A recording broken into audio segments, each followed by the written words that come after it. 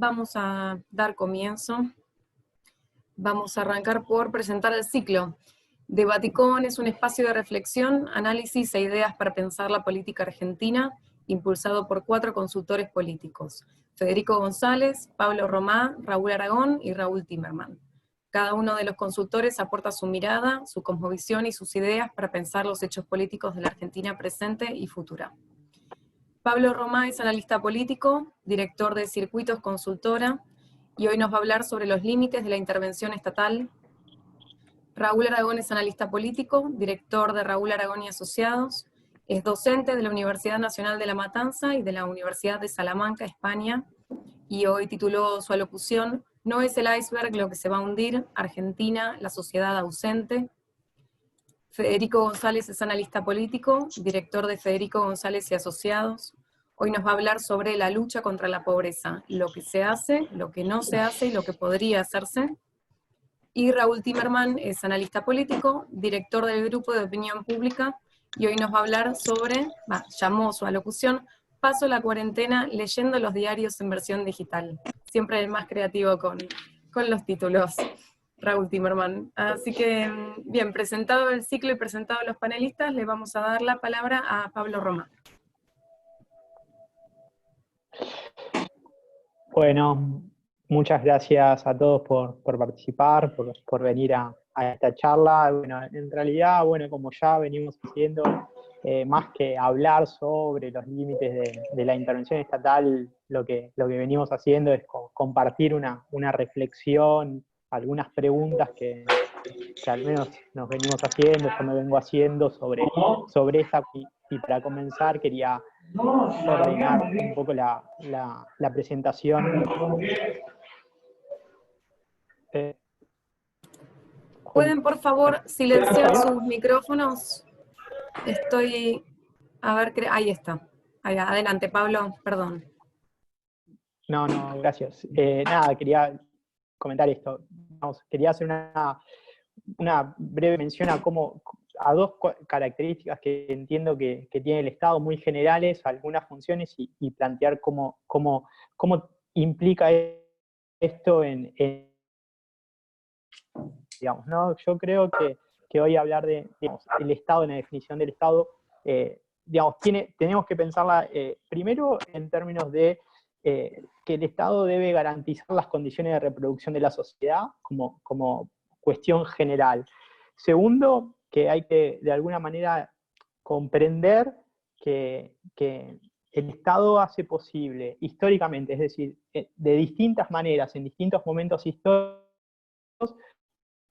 haya, digamos, una compatibilidad en una sociedad con intereses dispares, ¿no? Y entonces me parece que esas dos cuestiones son centrales. Digamos, el Estado tiene, de alguna manera, hacer que funcione la sociedad con intereses dispares y garantizar la reproducción social, ¿no? Y eso me parece que implica algunas funciones. Una tiene que ver con limitar los intereses particulares, eso, ¿no? Digamos. Segundo, crear los prerequisitos para que la sociedad funcione, sobre todo contener conflictividad social. Esto, digo, tiene muchas reminiscencias, pero lo quiero plantear para dejar como sentado algunas cuestiones por donde quiero llevar la discusión. Y estas funciones entiendo que son, digamos, expresión de procesos que tienen que ver con fricciones, luchas, pujas, digamos, ¿no? Entonces, digamos que las funciones del Estado hoy están planteadas también pensándolo en, bueno, esto, digamos, no nada muy... Más bien cuestiones que tienen que ver con cierta fricción, cierta lucha, y por otro lado, entender que nadie se somete voluntariamente a estas funciones del Estado, digamos, ni siquiera por una causa externa. Y en ese sentido uno podríamos pensar este contexto actual de crisis sanitaria a nivel global, lo que uno ve son distintas pujas, distintos intereses, distintas salidas, distintas posiciones, hasta, digamos, individuales, y la falta de coordinación de los estados a nivel global como parte de esta realidad o de esta situación. Es decir, donde no queda de lado el interés particular en pos de un colectivo, porque ese colectivo tampoco está tan claro cuál es, ¿no? Y me parece que esa es la función del Estado, poder plantear cuáles son las condiciones de ese colectivo, y para plantear ese colectivo hay dos cuestiones. Uno es la forma que adopta el Estado, pero no me quiero meter en eso, y la otra es qué estrategia de acumulación de capital puede plantear un Estado, digamos, ¿no? Entonces me parece que cuando decía lo de los límites de la intervención estatal, me refería a eso, digamos, ¿no? A pensar en qué condiciones hoy el Estado, digamos, puede garantizar una estrategia de capital, cuál fundamentalmente, ¿no? Y en ese sentido, bueno, la idea era pensar esto, ¿no? En el contexto actual, ¿qué situación nos encontramos? Al menos una mirada sobre eso. Yo creo que hay una situación que hoy plantea parte de ese límite, que es que nos encontramos con una economía predominantemente extranjera, ¿no? Donde casi el 50% del poder económico está en manos de empresas extranjeras, y eso implica una lógica de acumulación que predomina, que es la del mercado mundial, de alguna manera, ¿no? Hoy tiene mucho peso el mercado mundial, y eso creo que hace, que complejiza la idea de un desarrollo nacional, digamos, como una cuestión más objetiva. Me parece que en ese sentido una salida nacional tiene esa complejidad que hay que abordar. Por otro lado, creo que esta lógica del mercado internacional tiene como predominio la lógica financiera, y por más que, digamos, los sectores económicos tengan activos productivos, hay una lógica digamos, una lógica financiera, que es tratar de maximizar en el corto plazo los rendimientos, los intereses, digamos, la ganancia, y tener posibilidad de mandarla afuera, digamos, ¿no? Por más que sean activos productivos, pero esa es un poco la lógica. Y frente a esto, el gobierno creo que está planteando una idea más redistributiva, ¿sí? Una estrategia redistributiva que tiene que ver con la preservación del empleo, la asistencia social y fundamentalmente, bueno, pensar en una reactivación post pandemia a partir del consumo interno, ¿no? Me parece que esa estrategia distributiva tiene que tener, de alguna manera, tiene que ir acompañada de una estrategia productiva, digamos, ¿no? Porque creo que una estrategia distributiva que no vaya acompañada de una estrategia productiva, digamos, me parece que puede llegar a ser excepcional, digamos, excepcional en el sentido en el tiempo, que puede llegar a formar parte de un momento en el tiempo y no modificar demasiado algunas cuestiones que tienen que ver con la estructura económica. Por eso creo que es el debate actual, digamos que este debate es actual porque empieza a discutir las condiciones de la pospandemia. Entonces, creo que el dilema que hoy está de alguna manera el gobierno como administrador del Estado es cómo debe intervenir el Estado, digamos, en una estrategia de tipo productiva más de largo plazo, ¿no? Entonces, creo que un poco para pensar límites, hay que pensar también en que para poder avanzar en esa estrategia más productiva es necesario generar consensos, digamos, consensos con los sectores productivos, con los sindicatos, organizaciones sociales, digamos, que puedan dar la base de generación de una estrategia de acumulación que pueda romper de alguna manera con la estrategia con la estrategia de acumulación predominante, que es la financiera. Me parece que el gobierno está en ese dilema, que tiene ese límite de alguna manera, como digo, límite como problema, no como frontera que no se puede traspasar, ¿no? Porque cuando digo los consensos, a lo que me refiero es, digamos, poder convencer a los sectores productivos que es posible, digamos, tener una lógica distinta de acumulación, y sobre todo porque hoy la crisis sanitaria nos va a dejar consecuencias terribles que tienen que ver con el aumento del desempleo, el aumento de la pobreza y una caída de la actividad económica muy grande, digamos, ¿no? Entonces, frente a eso, creo que si no hay una mirada de conjunto, ¿no? De conjunto social en esto de garantizar las condiciones generales para la reproducción de la sociedad, creo que vamos a ir a una crisis social y económica muy grande. Entonces me parece que hoy el gobierno está como en esa situación de poder generar, digamos, condiciones para otra estrategia de acumulación, es decir, digamos, condiciones donde pueda intervenir el Estado de una manera distinta, digamos, ¿no? Al menos a como predomina hoy viene predominando en los últimos años, ¿no?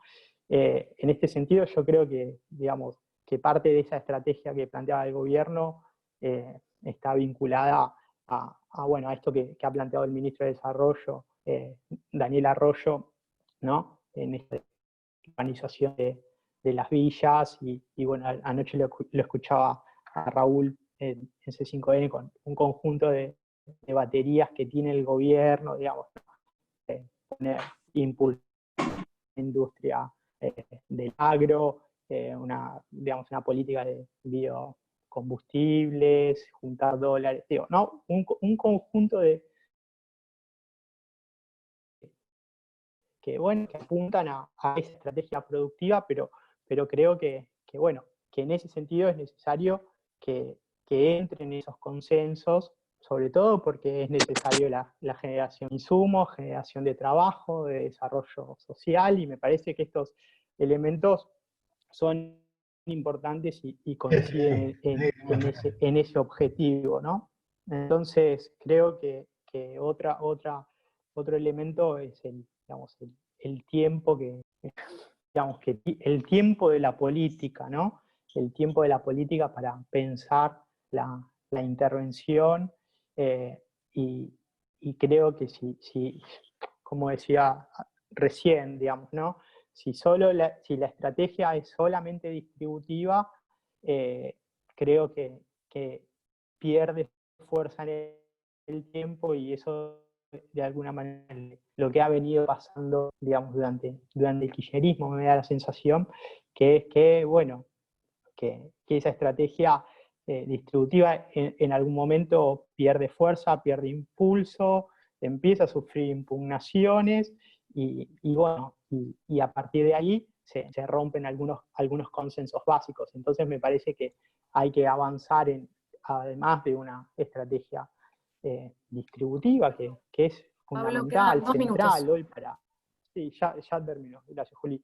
Para hacer frente a esta crisis económica y sanitaria, creo que también es necesario, bueno, avanzar sobre ciertos consensos que impliquen transformar de alguna manera esta estrategia de acumulación en una estrategia más productiva, ¿no? Entonces, por eso, como decía, me parece que a veces, bueno, lo que hay que plantear en la discusión es que es necesario convencer a los sectores productivos de que es posible una otra estrategia de acumulación, sobre todo porque lo que se pone en juego creo que es las condiciones generales para la reproducción de la sociedad en este contexto de crisis sanitaria y económica tan agudo, ¿no?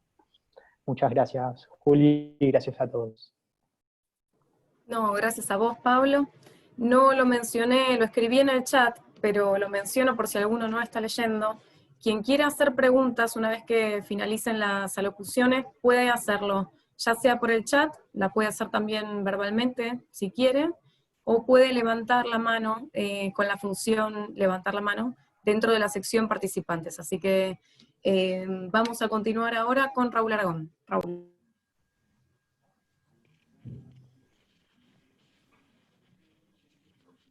Perdón, Raúl, está silenciado.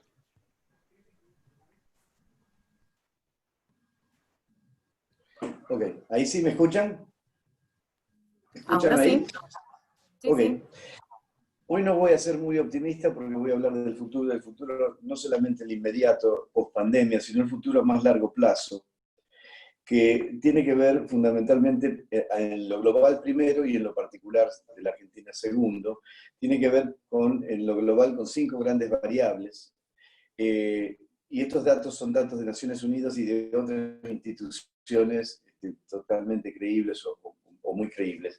La población mundial hoy está en 7.850 millones de habitantes. Se estima que para dentro de 10 años vamos a alcanzar los 10 millones, los 10.000 millones, y en ese punto se va a estabilizar la humanidad por una retracción en la tasa de natalidad, aunque aumente la tasa de mortalidad. Perdón, aunque se baje la tasa de mortalidad y por lo tanto la gente vive más tiempo, la tasa de natalidad va a descender y por lo tanto se estima, por lo menos el World Population Project de Naciones Unidas estima que nos vamos a estabilizar en los 10.000 millones. El otro dato importante en términos poblacionales es que hay una progresiva y constante traslación de la población rural a las grandes urbes. Nosotros lo vemos en el conurbano, pero está sucediendo en todo el mundo. Esto termina por configurar, según el World Population Project, va a terminar por configurar megaurbes de entre 150 y 200 millones de habitantes. Hoy por hoy, la mayor es Tokio, lo que sería la área metropolitana de Tokio, son 35 millones. Esto parece mucho, es mucho, México anda por ahí, pero el hecho es que se van a configurar unidades sociopolíticas de una masividad absolutamente incontrolable. La segunda variable que hay que considerar en términos del futuro es el progreso exponencial de la tecnología, gran parte de esa tecnología destinada al control social, o sea, acá tenemos cámaras que reconocen las caras, etcétera. Eso se va a profundizar, no solamente en términos de reconocimiento, sino en muchos aspectos más críticos. El control de los cuerpos en el espacio en una mega urbe de 200 millones de habitantes es absolutamente crucial. Esto va a generar que se requiera leyes muy fuertes, con puniciones muy fuertes y con cuerpos de control, cuerpos policiales muy severos y muy extendidos. En general, se requeriría algo así como un Estado semipolicial para controlar 200 millones de habitantes todos juntos. La tercera variable, es la polución del medio ambiente, que justamente afecta con mayor fuerza las grandes urbes. O sea, hasta acá tenemos entonces grandes urbes de entre 150 y 200 millones de habitantes, con alto grado de polución, alto grado de criminalidad, de difícil control social y con un control policial tecnológicamente apoyado. Esto también va a llevar a un aumento progresivo de la pobreza y de la acumulación de riqueza simultáneamente, con lo cual, en este momento, según algunos estudios, habría unas 60 personas en el mundo que poseen la misma riqueza que el 50% más pobre de la humanidad. Esto tiende a modificarse. Hace unos años el número era mayor, el número de aquellos que poseían ese 50%. Hay una clara tendencia a la concentración de riqueza, con lo cual se genera desigualdad, se aumenta la desigualdad, y cuando uno gana el otro pierde, porque el volumen de riqueza no es infinito, es estable. Entonces, en esa ecuación de reparto de riqueza entre élites y pobreza, tiende a agudizarse la concentración en la riqueza. Y por último, en términos de estas 5 variables, la quinta es la relación entre el mercado y la política, o entre el mercado y el Estado. Tradicionalmente, la política definía las reglas de la economía. Con este crecimiento descomunal de grandes fortunas, gigantescas fortunas, algunas que tienen incluso patrimonios mayores al PBI argentino, por ejemplo, lo cual les da una impronta muy fuerte, lo que está sucediendo progresivamente, y lo vemos en todo el mundo, pero también en Argentina, es donde hay una lucha que está entre la política y la economía, donde está ganando la economía. Es decir, antes era la política la que definía la economía, ahora es la economía la que empieza a definir la política. Esto a grandes rasgos, que es lo que está sucediendo en el mundo, por lo menos occidental y prácticamente oriental también, se traslada a la Argentina. ¿Y en qué situación encuentra la Argentina en este post-pandemia y post-post-pandemia? Porque, digamos, lo que se decida ahora, lo que se configure en el próximo año, 2 años, va a definir el mundo por unas cuantas décadas. Yalta, por ejemplo, el acuerdo de Yalta definió el mundo por 40, 50 años. Algo así va a suceder porque el impacto de la pandemia es una experiencia global de una intensidad nunca desconocida. Y eso va a tener su consecuencia. Ahora, en la Argentina, ¿qué tenemos? Primero tenemos estábamos y seguimos teniendo una crisis económica que es una tasa de inflación con recesión. Y la recesión es creciente y la inflación, si bien moderadamente controlada, continúa aumentando a razón de 2 o 3 puntos por mes. Tenemos en segundo lugar la crisis de la salud, la crisis de la pandemia, montada arriba o atravesando esta crisis económica. Esto genera aún más recesión, obviamente genera más pobreza. Y entonces tenemos una crisis que ya venía de antes, una crisis de aumento de la pobreza que se va a acentuar en los próximos meses y en los próximos años debido a lo que vengo mencionando. Y en cuarto lugar, tenemos una crisis del sistema jurídico, y ya es vergonzoso, ¿no? Es decir, ya es vergonzoso que estén discutiendo si a un preso, a un jubilado que asesina a un delincuente en su casa, hay que dejarlo libre o meterlo preso. Digamos. Que solamente se discute, eso ya es una barbaridad, pero también tenemos la crisis de los intereses al interior de Comodoro Pi en relación a distintas fuerzas políticas, básicamente el kirchnerismo y el PRO, que ahí hay intereses opuestos, también entre los jueces, y tenemos por un lado las causas entre comillas, y no digo que haya existido, sino es porque así se la llama, corrupción K, y las causas que tampoco digo que hayan existido, pero así se las llama, de espionaje M. Es decir, tenemos una reproducción de la grieta en el sistema jurídico, y un intento que habría que ver de qué signo es ese intento y de qué intencionalidad tiene de reforma del sistema judicial que el presidente mandó hoy a una comisión ad hoc para que lo analice y haga una propuesta para que los cuerpos legislativos lo conviertan en ley. Por otro lado, hemos tenido y ya tenemos instalado un deterioro de los partidos políticos como sujeto político. Esto creo que alguna vez lo hablamos. El partido político es el tercer término en la relación. Está la demanda social y está el Estado. La demanda social no puede ocupar directamente el Estado para dar satisfacción a esa demanda, con lo cual se constituye un tercer término que representa esa demanda social, va a elecciones, llega al poder y desde el poder da satisfacción a esa demanda. Eso funcionaba muy bien cuando había grandes consensos, digamos hasta la década del 60, 70. Si uno hablaba en ese momento de peronismo, bueno, hablábamos de un sector importante de la sociedad, si hablábamos de radicalismo, hablábamos de otro sector importante de la sociedad, pero eso significaba que había en juego 2 o 3 sistemas de creencias, 2 o 3 sistemas de valores coexistiendo, un poco a lo que se refería Pablito hoy, los sistemas de valores, y esos sistemas de valores de alguna forma correspondían con sectores socioeconómicos. Había un sistema de valores que priorizaba la república, la educación, los valores democráticos, etcétera, que era el radicalismo y que representaba un sector muy importante de la sociedad.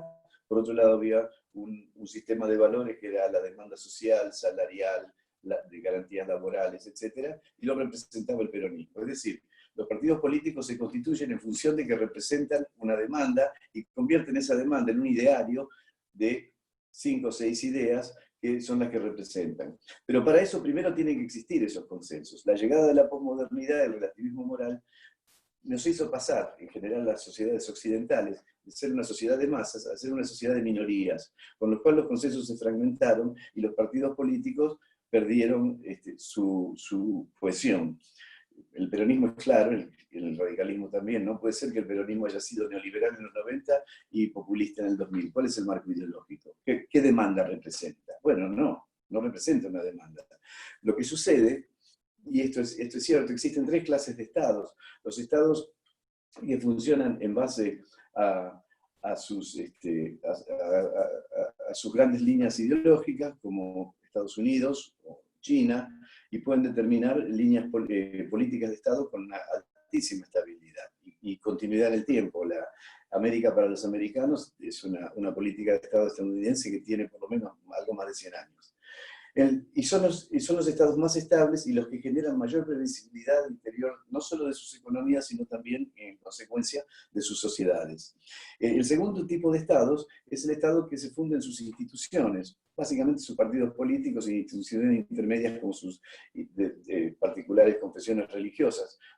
Alemania podría ser uno, Inglaterra podría ser otro. Es un sistema de partidos políticos, es menos estable que el modelo anterior, pero igual genera cierta grado de estabilidad. Y el tercer modelo es el modelo que se organiza su sistema político en función de liderazgos personales.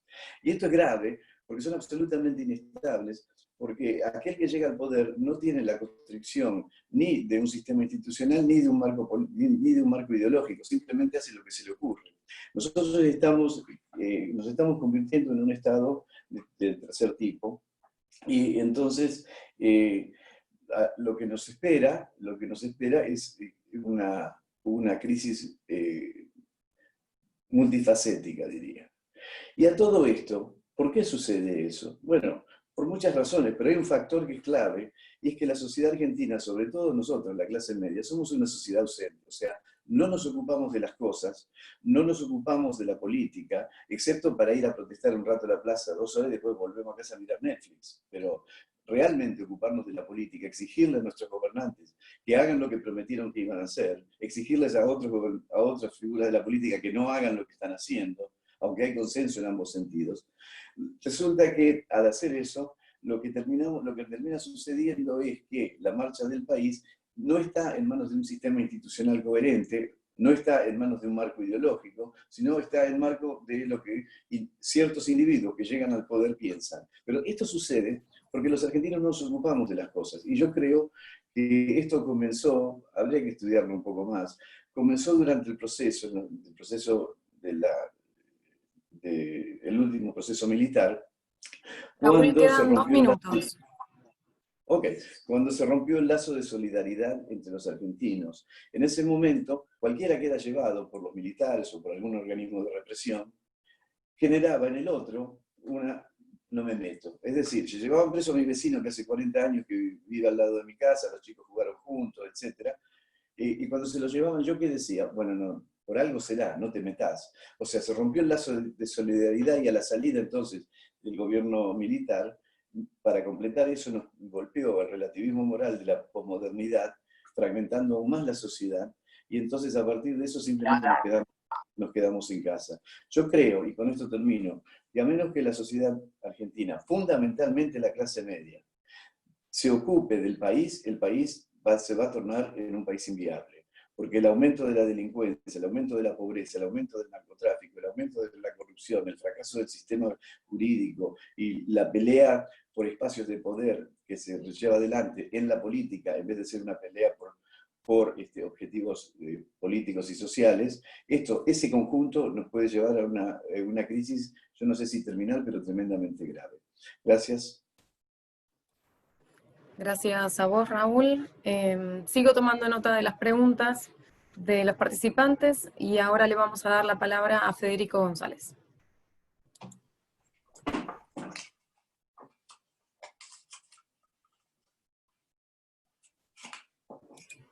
Federico, ¿estás por ahí? ¿Nos escuchás? Ahí está. Sí, buenas tardes. Justo te iba a pedir si me habilitabas para que comparta la pantalla, porque voy a acompañar lo que digo con algunas imágenes y algunos textos de fondo. Ahí está habilitado. Ahí está, bien. Bueno, básicamente, para introducir, yo quiero plagiar a Raúl Timerman, que dijo que nos va a hablar de que se la pasa en la cuarentena. Te tomo prestado el título, Raúl, leyendo diarios online. Y yo me paso la cuarentena mirando videos de YouTube que tratan sobre cómo resolver el problema de la pobreza en el mundo. Antes de arrancar con algunas ideas que quiero compartir, que yo les diría que son algo así como algunas figuritas que me parece que debieran estar presentes cuando uno trata este problema. Quisiera recordar, parafrasear la letra de una canción de Enrique Pinti que decía que va pasando todo, pero al final quedan los artistas, ¿no? Y acá yo creo que pasan los gobiernos, pasan los presidentes, pasan los ministros, pasará la pandemia, pero queda la pobreza. Y lamentablemente, más allá de en qué magnitud, sabemos que después de la pandemia va a aumentar la pobreza. Y la pobreza es un tema fundamental, y creo que todos estamos de acuerdo, aunque es, yo no sé si es el problema de la Argentina, pero quizás lo sea, o al menos es uno de los más importantes. Ahora, yo hago esa referencia de lo que uno ve simplemente con el ejercicio simple de googlear soluciones para resolver el problema de la pobreza, y lo compara con lo que ve en el debate argentino sobre el tema de la pobreza. Y esto, yo simplemente lo que voy a decir, lo digo con un énfasis de poner algunas cartas sobre la mesa. No quisiera que pareciera presuntuoso y crítico de lo que se hace o lo que no se hace, porque la verdad es que yo no sabría qué es lo que hay que hacer. Pero, sin embargo, hay algunas puntas que me parece que es necesario recordar. Existe esa metáfora o esa figura de que si viniera un marciano y observara lo que hacemos, quedaría sorprendido porque hay cosas que no tienen explicación. Bueno, siguiendo esa idea, yo diría, bueno, viene ese ser extraterrestre o ajeno a nuestra idiosincrasia y escucha el discurso de cómo hablamos sobre la pobreza, que tiene que ver con cosas que se hacen. Entonces yo, por ejemplo, observo que se discute demasiado sobre la pobreza. Para discutir siempre estamos preparados, sea en su versión básica o en su versión debate, que sería con un poco más de ideas. Otra cosa que nos especializamos mucho en hacer es el reparto de culpas, sea a través de argumentos o de chicanas, que si tuvieron más la culpa ustedes o nosotros, y quién empezó a cometer los errores, si fueron en los últimos 50 años, en los últimos 100, o cuando nació la Argentina, o etcétera, etcétera.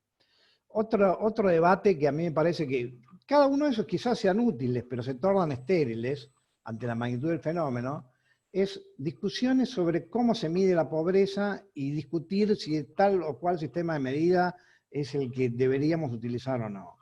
Lo mismo cabe para el diagnóstico. Hay veces que hay demasiado diagnóstico y también hay un debate asociado que es cuáles son los criterios en base a los cuales hacemos el diagnóstico. Otro vicio del tratamiento del tema es la sentencia de frases grandilocuentes. Desde eslogans como uno que es muy conocido, pobreza cero, o alguna variante de esas, que no solamente ocurrió en Argentina, sino también en otros países. O, bueno, acá lo que hay que hacer es, si nos dejamos de robar todos por 2 años, una frase conocida de una figura pública que la expresó hace algunos años. O, bueno, acá lo que hay que resolver es la puja distributiva. Y parece que son como palabras mágicas. No, insisto, no digo que no hayan que hacer ninguna de esas cosas, que obviamente habrá que hacerlas, pero el tratamiento sobre el problema de la pobreza no se puede reducir a eso. Otro es invocar un gran factor causal estructural, como si eso fuera una propuesta de solución. La otra, que es muy típica de, que a veces caemos en esa tentación, crear comités. También sería injusto no reconocer que hay algunas cosas que se hacen. No sé si esta muestra es representativa de lo que se hace. Quizás es lo que se pudo hacer. Pero acá tenemos variantes de programa alimentar, Asignación Universal por Hijos. ¿Cómo es? IFE es la sigla de Ingreso Familiar de Emergencia. Y acá yo tomé, buscando imágenes sobre el tema de la renta básica universal, también encontré esa imagen que me pareció ilustrativa. Se viene, sale el IFE, entra la renta básica universal. Y uno podría decir, bueno, quizás no hay mucho más para hacer y gracias que se puede hacer eso. Otro podría decir, bueno, pero es más de lo mismo y me parece un tanto insuficiente. Otra cosa que a veces hacemos es discutir metáforas. Ahí tenemos la metáfora del derrame y una discusión un tanto chicanera que dice, bueno, pero si invertimos la del derrame, miren lo que pasaría. Entonces es una discusión sobre capitalismo, socialismo, que no digo que sea inútil, porque seguramente tiene importancia, pero el problema de la solución de los problemas de la pobreza me parece que amerita algo más que discutir esas metáforas. Lo que no se hace, bueno, yo veo que a mi juicio, y lo digo sabiendo que puedo equivocarme, que alguien podría decirme, no, no es así, te falta información, pero yo evalúo que no se elabora un plan integral de lucha contra la pobreza. No se vincula la medida de la pobreza como un indicador como un indicador de gestión universal. Más allá de que se esboza y que el presidente anterior dijo, cuando me vaya quiero que me juzguen por ese indicador, bueno, fue una frase, no es que lo dijo, pero no es que lo dijo 10 veces y ahora tenemos que juzgarlo por eso, porque si fuera así, bueno, tanto el expresidente como tantos otros creo que no podrían hablar, porque me parece que el indicador fue bastante malo en varios gobiernos. Otra ausencia es pensar soluciones sistémicas. A mí me parece que las soluciones tienden más al parche y la coyuntura que a lo sistémico y a lo multidimensional. Me parece que hay ausencia de los planes que vinculan la lucha contra la pobreza con algo que no se le llama así, pero creo que también es una lucha, la lucha para crear riqueza. Me parece que son las dos caras de una misma moneda. Y quizá me parezco a hablar con eslogan de la misma manera que estoy cuestionándolos, pero bueno, se me ocurrió así. Lo que podría hacerse, yo diría, esto por supuesto no deja de ser una sugerencia como para empezar, ¿no? Prohibir el zaraceo y la esgrima verbal sobre la pobreza. Es decir, no hablemos más eslóganes vacíos de contenido. Si vamos a hablar, hablemos en serio o no hablemos. Hablar menos, hacer más, sentenciar menos y pensar más. Pensar lo que funcionó en otros países como fuente de ideas para aplicar en Argentina, cambiar la lógica excluyente por una aditiva. A veces nos enredamos mucho con, no, acá lo que pasa es que hay que hacer esto y si no hacemos esto nada sirve. Y a lo mejor podemos hacer eso, o es difícil hacer eso, pero al mismo tiempo podemos hacer 10 cosas más. De nuevo lo mismo, pensar soluciones sistémicas que involucren la economía, la educación, el empleo, cooperativa de trabajo, economías populares, comercio internacional, educación financiera, etc. Ahora, en ese ejercicio, y ya siendo a la conclusión, bueno, es muy fácil. Si uno pone, tanto con el tema de la pobreza como el de la inseguridad, o el del hambre,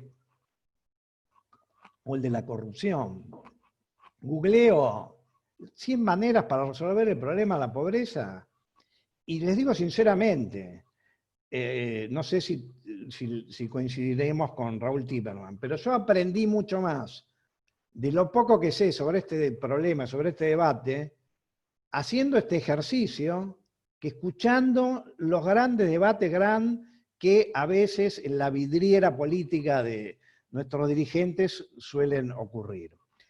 Perdón, Federico, quedan 2 minutos.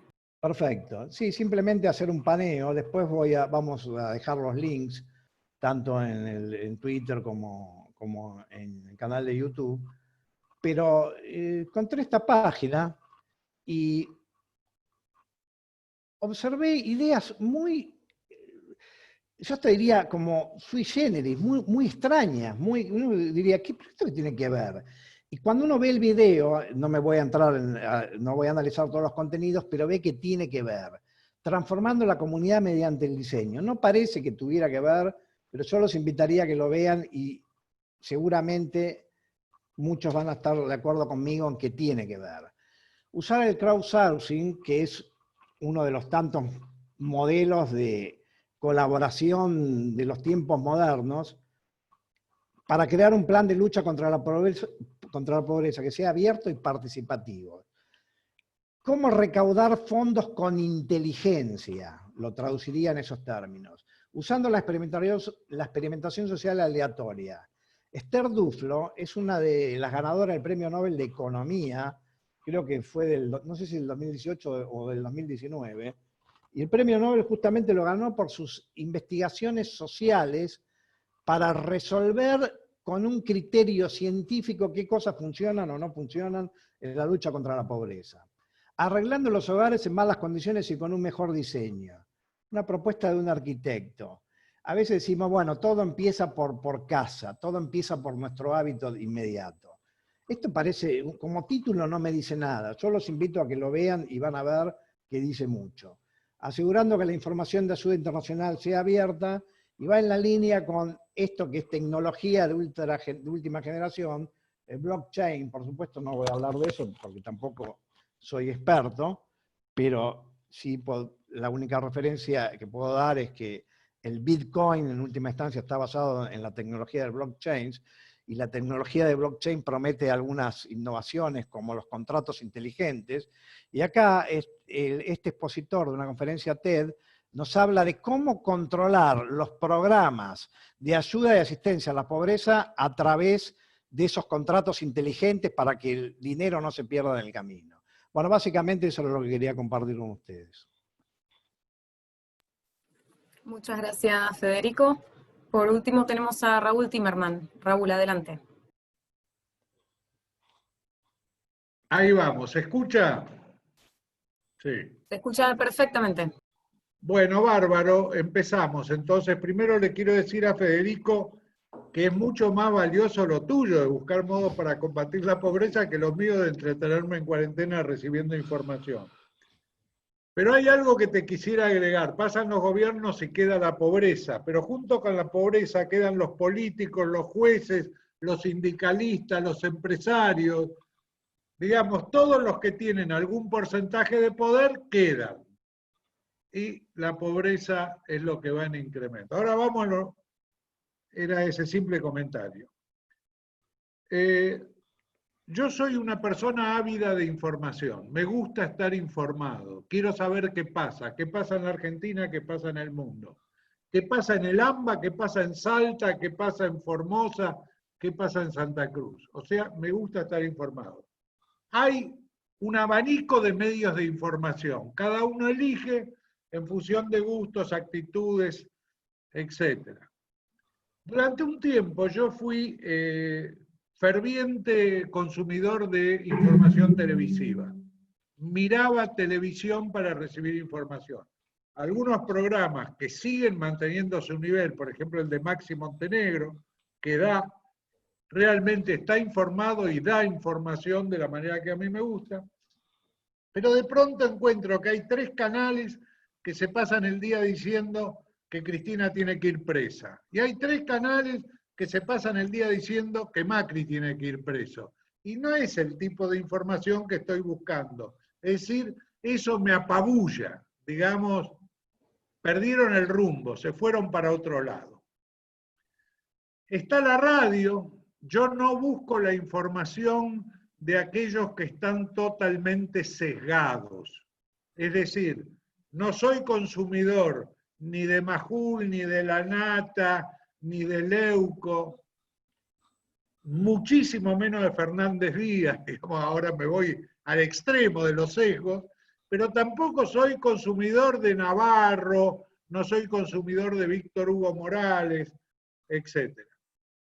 ¿Qué pasa? ¿Por qué me gusta la prensa escrita? Me gusta la prensa escrita porque en el proceso de escribir hay una reflexión adicional a la que hay en el de hablar y existe la posibilidad de realizar la corrección. El periodista, el que opina, el columnista, escribe sus ideas, la corrige, mejora el estilo, me gusta más cuando está bien escrito que cuando está mal escrito, etc. ¿Y qué es lo que busco en un artículo? Busco información por un lado, que haya reflexión alrededor de la información, y quiero conocer la opinión del que escribe, la quiero conocer, porque voy conociendo al que escribe de esa manera. Pido que la información no sea sesgada, pido que la reflexión no sea una manipulación. Hay reflexiones que son para ir manipulando la opinión del lector y llevarlo a un determinado punto, y quiero conocer la opinión del periodista. Cuando uno, digamos, bajo esos requisitos, busco qué leer. Digamos, reviso medios, yo leo a través de la prensa digital, ya sean diarios que salen en papel o no diarios que no salen en papel. Y les voy a relatar este fin de semana, el domingo básicamente, ¿qué hice? Miré Infobae, miré La Nación, miré Clarín, miré Página 12, la revista Anfibia, Letra P, Noticias, Perfil, Cohete a la Luna, un blog de Laura Echarren, que es un blog sobre seguridad, La Política Online, Panamá Revista. Digamos, esos son los medios que fui mirando a ver qué cosas había que podían ser de interés para mí. ¿Cómo elijo? Elijo en función del título, porque me atrae, o la bajada, porque me atrae el tema. Elijo en función del periodista, porque me gusta el tipo de información que maneja o porque quiero saber qué piensa. Y muchas veces elijo en función de quién es el entrevistado, porque hay otra forma de periodismo que nunca van a ver en Le Monde Diplomatique. Le Monde Diplomatique es una publicación que tiene prohibidas las entrevistas, porque dice que no es periodismo eso. Me gustan las entrevistas porque de esa manera sé qué opina. Algunas entrevistas que se hicieron por televisión las termino leyendo en los medios. Leí una entrevista a Esmeralda Mitre, a Sergio Berni, a Beatriz Arlo, a Jacques Attali, a Luis Basterra, a Vilma Ibarra, a Mauricio Claver Carone, a Adrián Gorelick, un historiador urbano. ¿Y qué artículos fui leyendo el domingo? Me lleva el día leerlo, no son pocos. En total leí 8 reportajes a 26 periodistas y notas de opinión y 4 notas informativas sin firma. Es interesante que ahora todas las notas parecen firmadas, eso es después de la opinión. Antes de la opinión, las notas en los diarios no llevaban firma. Uno no sabía quién las había escrito. En total leí 38 notas. Bueno, a Bárbaro, a Nancy Pasos, Morales Solá, a María Elena Pola, leía un montón de gente, a Fioriti, a Rosario Ayerdi, a Silvia Naistas. Hay un reportaje de Silvia Naistas muy interesante a Basterra, a Patricia Bullrich, a Analía Argento, a Gustavo Vélez. En general leía un montón de gente. Les voy a comentar qué es lo que me quedó de todo eso. Pero un tema adicional, miro las tapas de los diarios del día domingo. Es muy interesante, los invito a hacerlo. Busquen y anoten en una columna el nombre del diario y al lado el título principal de tapa.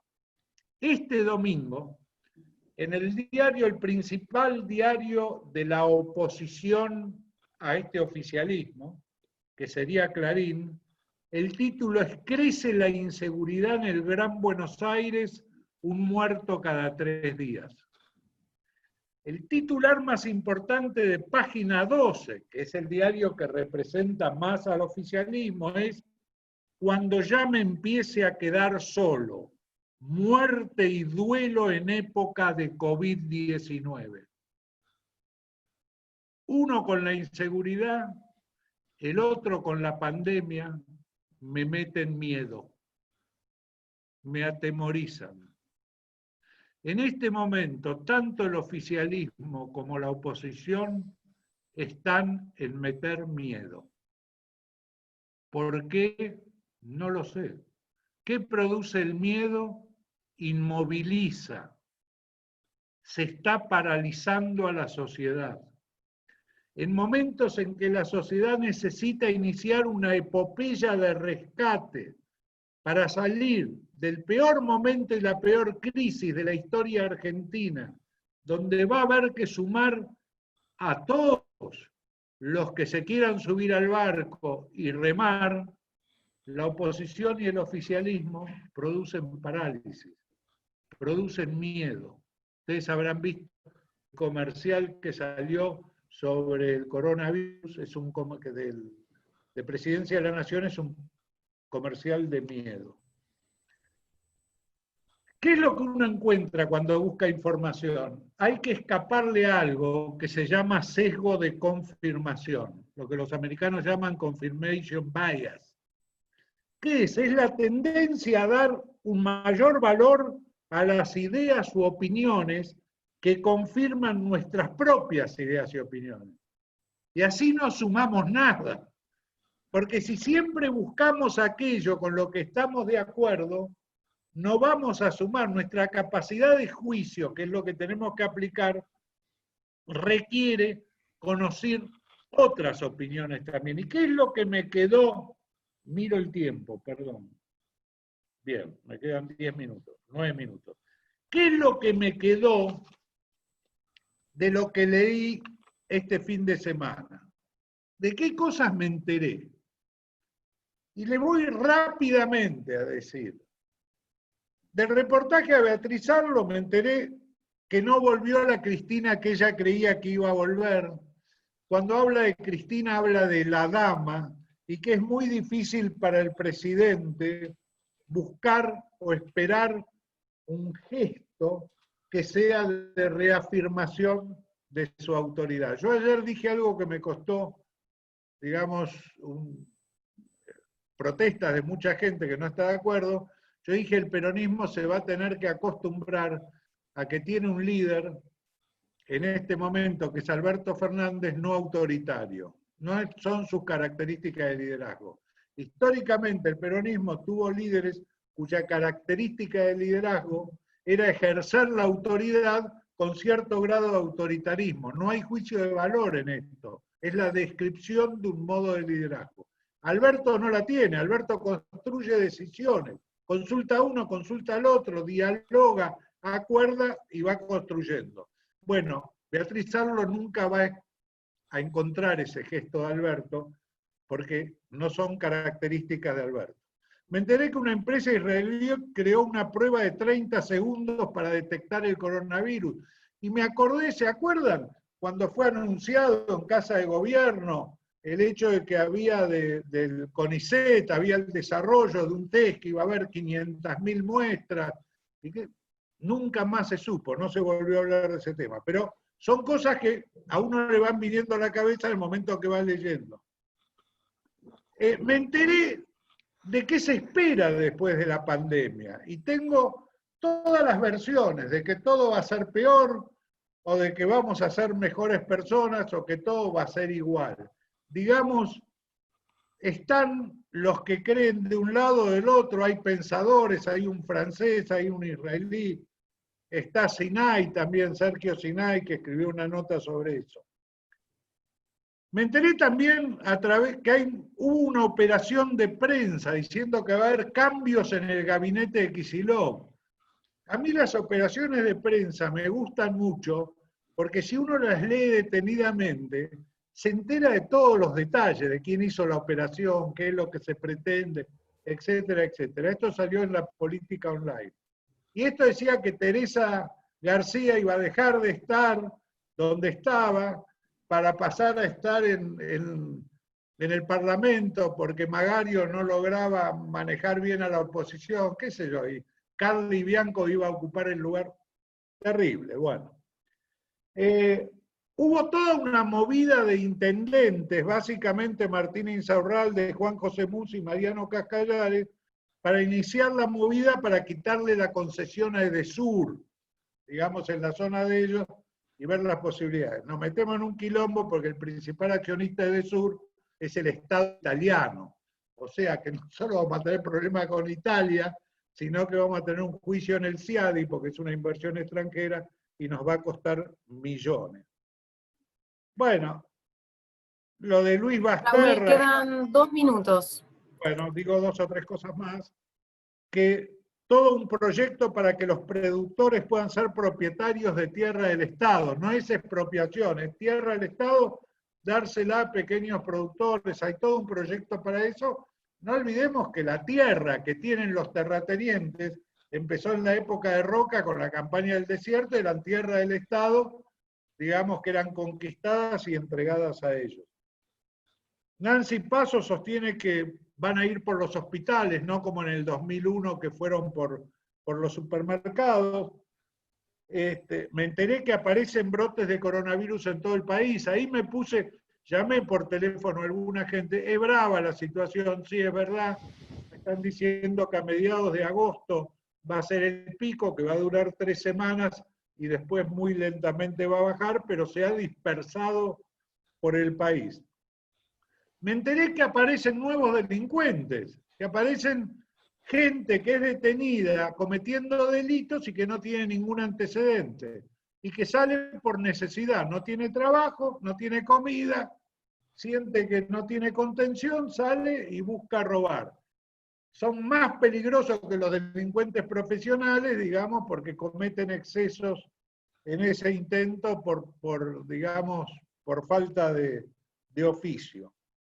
Leí lo de Mauricio Haber, cómo para sostener a Macri le dieron ese crédito de 55.000 millones de dólares y fue por idea de Trump, porque sí hay que evitar que el peronismo llegue al poder.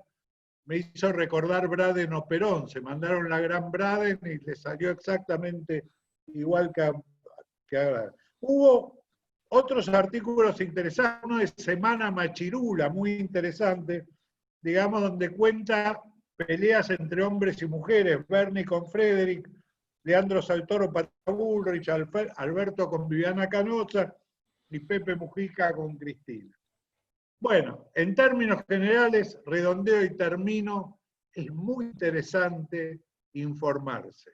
Lo que hay que tener es cuidado para poder analizar la información, saber quién la escribe, de dónde viene, cuál es su historia, etc.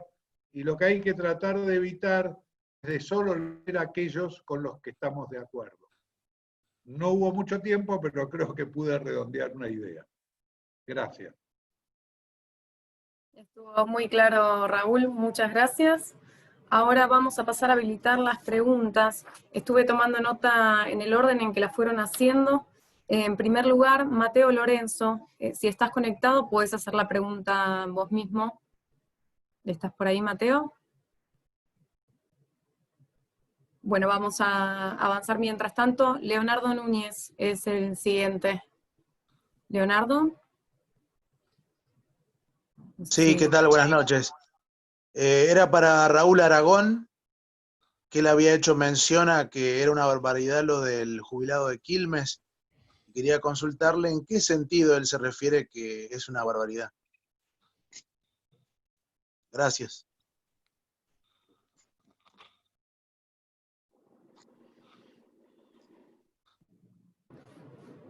Raúl, ¿estás por ahí? Estás silenciado, Raúl. Perdón. ¿Ahora me escuchan? Dale. Hola, ¿me escuchan? Sí, dale. Sí. Hola. Sí, dale. ¿Me escuchan? Ah, ok. Te escucha perfecto, Raúl. No me Adelante. refería a la actuación de la justicia como tal, digamos. Sí, no me refería a la actuación de la justicia como tal, en el sentido de que la justicia tenía que, bueno, detener a este hombre e investigar. A lo que me refiero como una barbaridad es al trato que le dieron, sobre todo al trato físico, ¿no? Yo no sé si es culpable o no, hay una duda si lo remató en el piso o no, si le disparó. Digamos, son todas materias de investigación que es correcto que las vea la justicia, pero guardarlo en un calabozo, un hombre que tiene problemas cardíacos, problemas de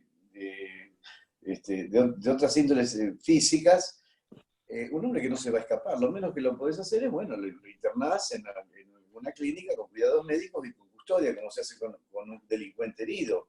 Es decir, la barbaridad está en que le dan más cuidado a un delincuente herido que a una persona que todavía no se sabe siquiera si es culpable, ¿no?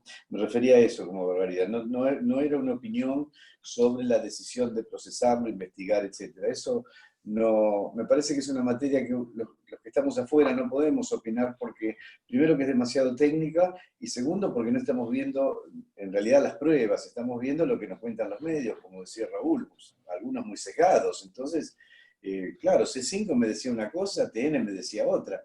la verdad que uno no sabe qué opinar respecto de lo estrictamente jurídico, me refiero a estrictamente lo humano, ¿no? Muchas gracias. Ahora sí, Mateo Lorenzo estaba avisando que tenía problemas con el audio. Mateo, adelante. Sí, gracias, disculpen. Bueno, felicitaciones a todos los organizadores, es un placer escucharlos semana a semana a todos ustedes.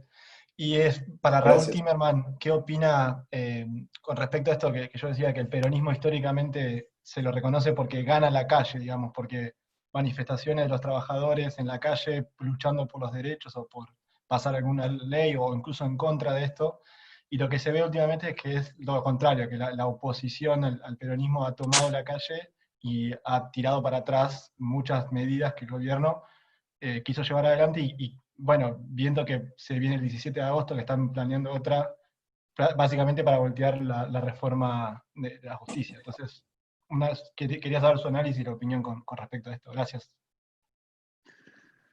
Sí, mirá, Mateo,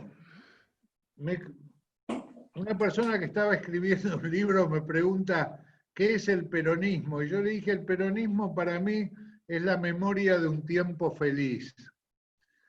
No vas a encontrar muchas personas menores de 50 años que son peronistas. La verdad, no han conocido a Perón, no saben lo que fue el primer peronismo, el de Evita y Perón del 54 al 55. No existe más la juventud peronista. Fíjate, los locales en el AMBA, que tradicionalmente eran locales de la JP, son locales de Colina o de, ¿cómo se llama la gente o de la Cámpora? La mayoría de los locales tienen el Viva Perón, pero son de la Cámpora o son de Colina o son otro tipo de agrupaciones, y eso que hay muchos menos locales, hay más locales de la Cruz Roja que de partidos políticos.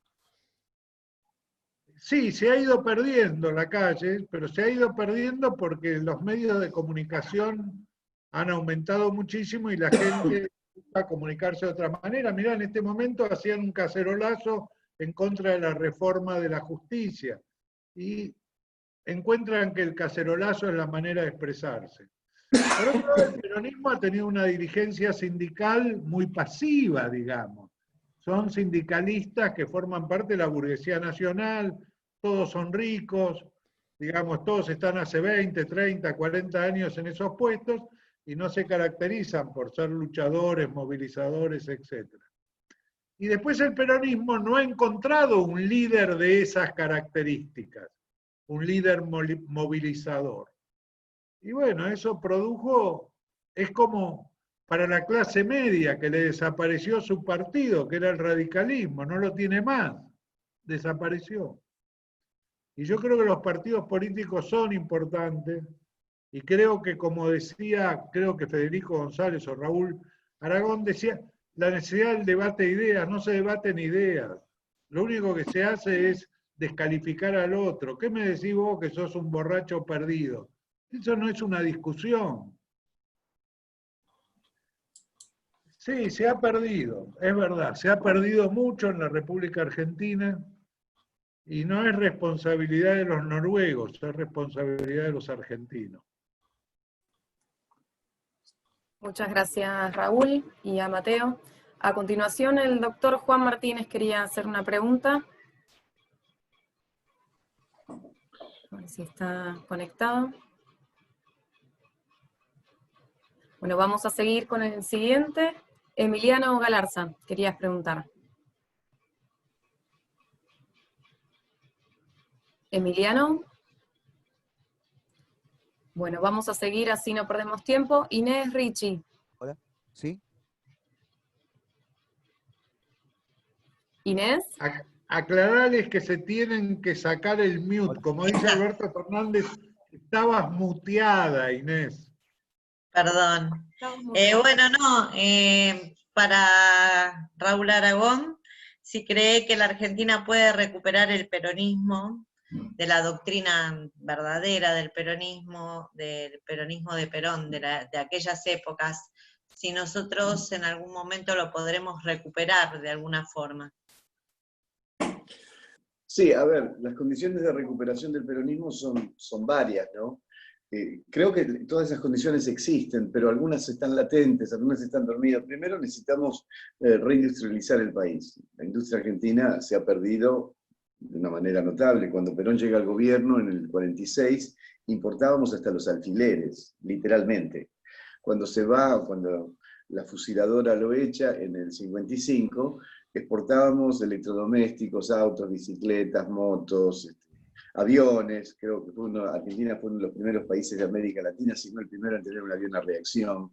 En fin, eso significó un gran paso de la clase baja a la clase media. Prácticamente no había pobreza y había una distribución de la riqueza que era más o menos 50-50. ¿no? 50 para el sector del capital, 50 para el sector del trabajo. Eso generaba condiciones de una sociedad igualitaria y además el cambio en las instituciones educativas, en la política educativa, fue un factor de movilidad social importantísimo. La universidad pasó a ser gratis. Las universidades públicas, antes de llegar Perón, había que pagarlas. Es decir, no eran gratuitas. Creó la instancia intermedia. En algún lugar Perón dijo, bueno, tenemos el ingeniero y tenemos los obreros, nos falta el técnico intermedio. ¿Quién es el capataz? Entonces creó las escuelas de educación técnica, de las cuales salieron muchos técnicos. Fue un gran avance, pero fundamentalmente yo creo que estaba basado en un equilibrio muy difícil de lograr ahora, que es el equilibrio entre el capital y el trabajo. Pero la marcha dice combatiendo el capital, se refiere al capital financiero, no se refiere al capital productivo, porque si nadie invierte para hacer una fábrica, ¿de dónde van a estar los puestos de trabajo? Es decir, no hay un antagonismo, el peronismo no tenía, por lo menos conceptualmente, un antagonismo un antagonismo general con el capital, lo que pretendía que el capital tuviera también una función social, sin negar por eso que el capital además necesita una tasa de retorno, necesita un lucro, y era lógico. Volver a eso requiere, primero, una sociedad que se ocupe de hacerlo volver. Porque yo no le puedo pedir a la señora que trabaja en mi casa, que es una diosa que trabaja en mi casa y en 3 casas más, que después de trabajar en 4 casas se ocupe de hacer política. No le puedo pedir eso. Le puedo pedir que vote, pero no de hacer política. Y el peronismo vuelve si alguien se ocupa desde el peronismo de hacer política en vez de una pelea por el poder. Yo he trabajado en muchísimas campañas, y he estado muy cerca de algunos gobiernos, y siempre la preocupación era la lucha por el poder, expresada de distintas maneras, en control presupuestario, en control de gente, en toma de decisiones, pero siempre una lucha por el poder, y no una lucha por la constitución de una sociedad más igualitaria que requería, para empezar, un nivel de acuerdo básico, que nunca existe. Nosotros creo que dejamos de hacer peronismo. El peronismo fue lo que pasó entre el 46 y el 55, lo que vino después no fue peronismo.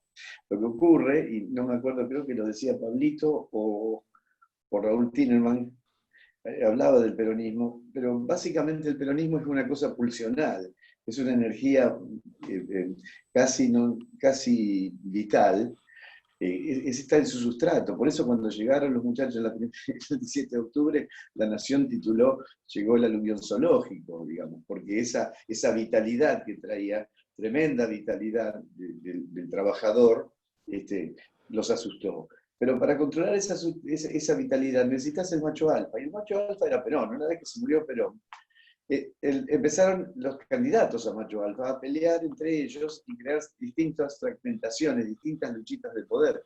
Miren, yo no me acuerdo desde cuándo, pero no me acuerdo, no estoy seguro, creo que solamente en la elección del 89 el peronismo fue todo junto. Después teníamos 3 peronismos, 2 peronismos, 4 peronismos. En el 2003 había 3 peronismos. Había 3 boletas PJ, digamos. Y eso lo que está reflejando es que un cambio del objetivo que tienen los liderazgos, o tenían los liderazgos peronistas tradicionales, que era unirse, llegar al poder y hacer un país, como ellos lo dicen, más justo, se convirtió en una lucha de poder, en una pelea de poder. Y entonces esa pelea de poder se expresa en que no se pueden poner de acuerdo ni siquiera en una boleta electoral, mucho menos en un proyecto político, mucho menos en un proyecto de sociedad. Por lo tanto, la única forma que se llame peronismo 2.0, albertismo, lo que sea, si una fuerza política que retome los conceptos de ese texto que todos deberíamos leerlo, que se llama La Sociedad Organizada, que fue el discurso de Perón en el Congreso de Filosofía del 49, Si hubiera una fuerza política que tomara esa definición de país y tratara de llevarla adelante, eso sería peronismo. Pero para eso, vuelvo a insistir, la clase media se tiene que ocupar, porque la clase baja está tan ocupada en sobrevivir que no se puede ocupar de hacer política.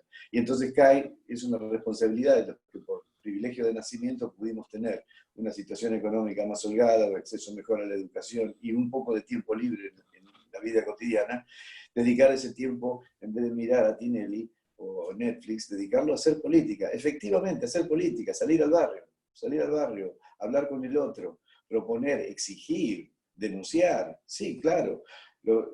Nadie se salva. La dirigencia política argentina, no solo peronista, en general es muy mediocre, Habrá excepciones, no quiero generalizar, o sea que no voy a hacer ninguna clase de nombre, pero tenemos una combinación de una clase política mediocre que solo busca perpetuarse en el poder y pelea por cuotas de poder, y una clase media que no se ocupa de la política, mientras la clase baja, la más perjudicada, apenas consigue dedicar su tiempo a sobrevivir. ¿Se puede volver? Sí, el peronismo puede volver, pero hay que refundarlo, ¿no? Muchas gracias, Raúl. Acá el doctor Juan Martínez avisa que quería preguntar anteriormente, que tenía problemas con el audio, así que voy a leer su pregunta, que es para la mesa, para quien quiera tomarla. La pregunta es, ¿por qué Argentina siempre oscila entre los populismos con democracia de baja intensidad y una derecha que cuando gobierna no atiende lo social? No hay una construcción política que represente a la clase media, que es la única que produce. Yo diría algo muy breve, así también pueden responder mis colegas. Yo creo que en la vida uno de los grandes problemas que hay entre los seres humanos es el malentendido. Y me parece que el malentendido también se expresa en la política.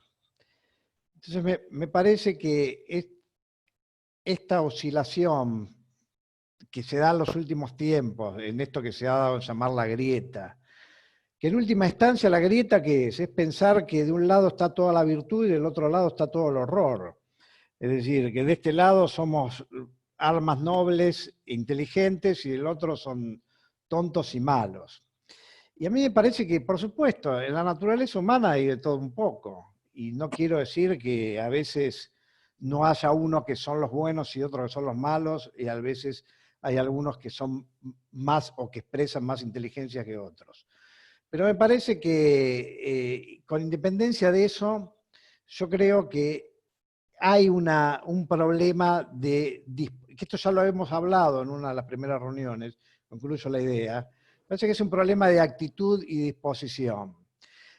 Yo creo que uno puede decir que tiene una vocación de crear lazos y tejer puentes, o que tiene una vocación de crear grietas y confrontar. Y eso creo que son disposiciones existenciales básicas. Ahora, ¿por qué en estas pampas nos tocó de esas dos más de la confrontación que de la construcción? Bueno, eso es un misterio para el cual yo no tengo respuesta. Pero a mí me parece que estamos prisioneros de esa pasión que claramente no nos conduce a un buen final y las pruebas están a la vista. Eso es lo único que tendría para decirle y doy la palabra a mis compañeros para que complementen.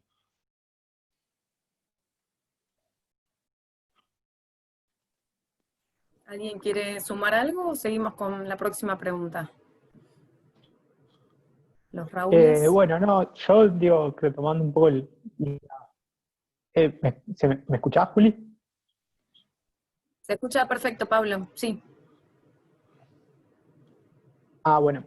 No, para, agregar un poquito a la respuesta. Me parece que, digamos, que hay, ahí, digamos, entiendo que hay dos proyectos, históricamente, digamos, me parece que ha sido muy difícil, digamos, que los sectores medios tengan una representación propia, más allá de las representaciones que existen, que digamos, que mayoritariamente intentan dialogar con esos sectores medios, porque creo que desde el último, digamos, en los últimos tiempos, el electorado digamos, la clase media ha sido un actor muy importante importante en términos de las elecciones. Me parece que la situación, lo que hoy plantea es que hay dos proyectos casi, digamos, muy distintos, muy enfrentados, y me parece que la representación de la clase media hoy se divide en esos dos grandes proyectos, digamos. Me parece que creo que de alguna manera lo que habla Aragón en términos de la acción política de la clase media, me parece que ha sido difícil que encuentre una representación política clara que pueda transformarse en partido, ¿no? Me parece que hoy esos intereses están divididos en dos fuerzas mayoritarias que tienen bastante claros sus programas y sus proyectos. Gracias, Pablo.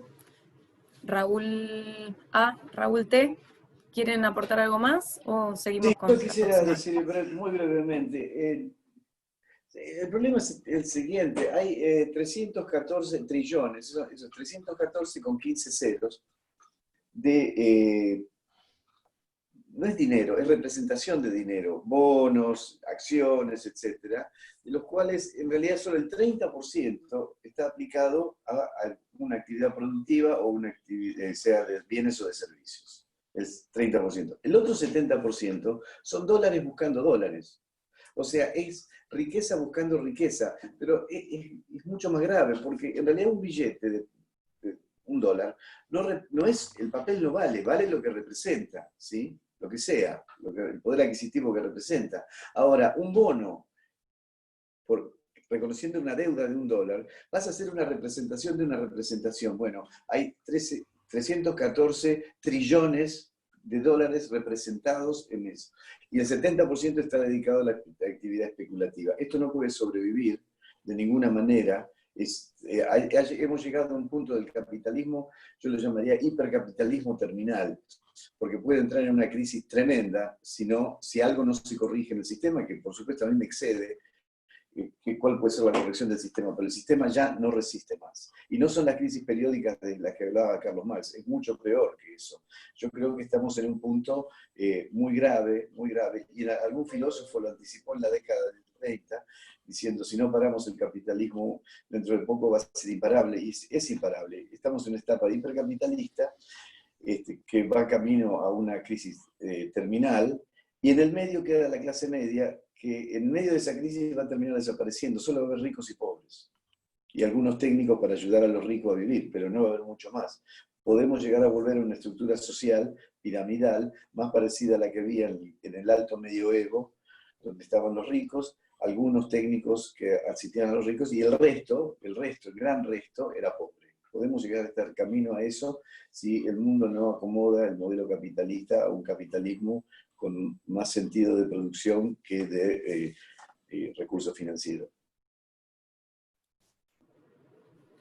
Gracias, Raúl.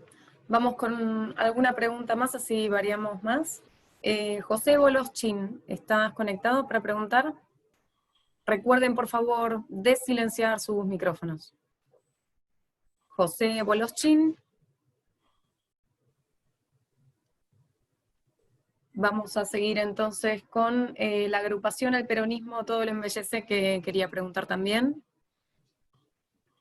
Sí, buenas noches. La pregunta es para Federico González, en referencia a que él hablaba de que no había planes integrales en el tema de planes contra el hambre. Considero que es real, muchas veces no lo hay, pero si no considera que el plan contra el hambre que está estableciendo Alberto, que ahora obviamente no pudo desarrollarlo, no es un plan integral, ya que consta de muchas etapas de implementación, varias áreas, si conoce el plan y si no considera que es un plan integral. Ok, perfecto. Mira, creo que habría que definir cuál es el alcance de qué quiere decir un plan integral. A mí me parece que va en una línea interesante como propuesta. Inclusive el hecho de darle, como se suele decir ahora, visibilidad, importancia al tema y hablar de una epopeya contra el hambre, a mí eso me parece loable y meritorio. Me parece que la gestión del ministro Daniel Arroyo, que bueno, implementa parte de las políticas del gobierno nacional, son interesantes y tenían un capítulo segundo y tercero y demás. Yo creo que eso hay que reconocerlo y concedería que hay un esbozo de un plan integral. Pero a mí me parece que es muy insuficiente. Me parece que es muy insuficiente porque, fíjate, algo tan puntual como el tema de la tarjeta alimentar. Yo creo que no se puede discutir que no está bien eso desde el punto de vista de la urgencia de la coyuntura. Pero me parece que los problemas de implementación que hubo con esa tarjeta, igual que los problemas de implementación que hay con el IFE, son la prueba más palmaria de que las medidas están más pensadas para la urgencia y la coyuntura que como un plan sistemático para. Y te diría, por ejemplo, yo no vi que haya un puente entre ese plan y el proyecto educativo. La semana pasada estuvo acá el ministro Trota, que puso algunas ideas sobre su gestión, que a mí me parecieron muy interesantes. Pero yo no vi, y quiero concluir con esto, yo no vi, yo cuando hablamos de plan integral me refiero a cómo podemos hacer para que los segmentos más vulnerables de la sociedad no solamente reciban una tarjeta alimentar y un plan como los que circulan, sino cómo se organiza esa sociedad para crear microemprendimientos que puedan a su vez ser vendidos como productos, bienes y servicios al exterior. Yo a eso me refería y eso no lo veo. Es decir, cómo conjugar, aumentar riqueza con resolver un problema de los grupos vulnerables que son los que más sufren la pobreza. Entonces, bueno, mi opinión es, y yo creo que concedo que hay algo que va en la buena línea, pero a mí me parece que hay algo que no está. Pero bueno, es mi opinión, por supuesto. Muchas gracias, Federico. Bueno, y vamos a ir con la última pregunta por el tiempo, que si no me equivoco llega desde México, según dijo en el chat. Octavio García Ramírez. Muchas gracias, felicitaciones a todos los colegas, compañeros, saludos desde la Ciudad de México. Y la pregunta es, ¿qué importancia consideran ustedes que tiene el alcance de los objetivos de desarrollo sostenible en ideas y políticas para la construcción de Argentina y de las Américas en su conjunto? Muchas gracias.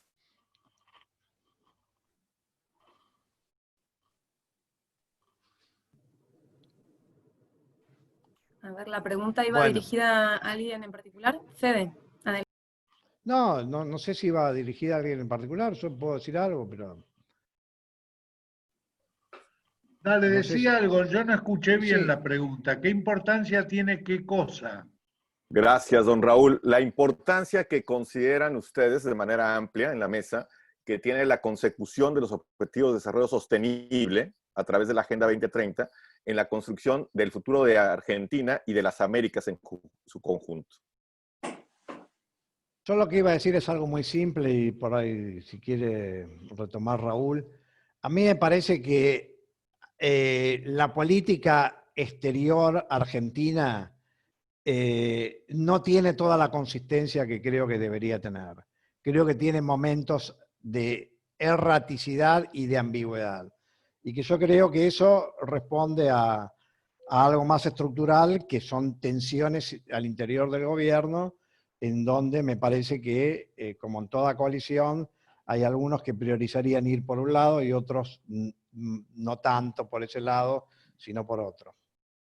Sí, quisiera agregar algo a lo que dijo Federico. Vos fijate que hace poco el presidente Alberto Fernández dijo: quedamos en América Latina defendiendo las causas nacional y popular, López Obrador y yo. y después López Obrador tuvo una reunión con Trump, digamos, y jugó al interés de México. Y el interés de México es tener una buena relación con Estados Unidos, y dijo cosas de Trump que en general, digamos, muy pocos presidentes latinoamericanos lo pueden decir. Yo creo que básicamente Perón decía de todas las políticas, la única importante es la política exterior. Y tuvo mucho cuidado de a quién nombraba embajador y a quién nombraba canciller. Fue muy cuidadoso. Yo creo que en este momento, desde el punto de vista de política exterior, toda América Latina tiene que estar mirando qué pasa entre China y Estados Unidos. Porque en el caso particular de Argentina, en esa gran contienda mundial que es un reflorecimiento de alguna manera de la Guerra Fría, Argentina no puede tomar partido porque necesita de ambos. China se acaba de convertir en el principal socio comercial de Argentina, reemplazando a Brasil. Necesita el mercado chino de la financiación y de las inversiones. Y en Estados Unidos necesita el Fondo Monetario Internacional y la renegociación de la deuda, y el Departamento del Tesoro americano la influencia que tiene en eso. O sea que yo creo que está muy complicada la política internacional para los países latinoamericanos, y la posibilidad de actuar en bloque no está dando resultados, como se ve, está desmembrándose hasta el Mercosur.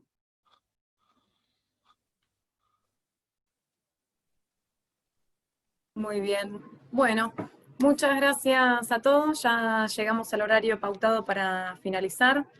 Hoy es el cuarto y último programa de este ciclo, pero no va a ser el último ciclo, así que por supuesto los vamos a esperar las próximas ocasiones. Para enterarse de cómo sigue esto, pueden seguirnos a través del Twitter que mencionó Federico al comienzo, que es @debaticonok. En este momento lo estoy tipeando en el chat. Pueden seguirnos a través de ese canal. Y desde ya queremos agradecer a Infobae, que nos estuvo transmitiendo en vivo. Muchísimas gracias por haberlo hecho, y quiero aprovechar para agradecer a nuestros 4 analistas por haberme convocado a moderar y por permitirme aprender tanto de ustedes todo este tiempo. Así que los saludo a todos y les deseo muy buenas noches. Gracias a Julieta, todos, gracias. Gracias a todos. Julieta, yo simplemente quisiera decir algo. Seguimos la semana que viene, después les vamos a hacer llegar la información. Va a ser otro El ciclo ciclo. terminó y empieza otro. Hola, Raúl. Perfecto. Nos vemos ahí entonces. Los esperamos a todos. Hasta luego. Gracias. Hasta luego. Adiós.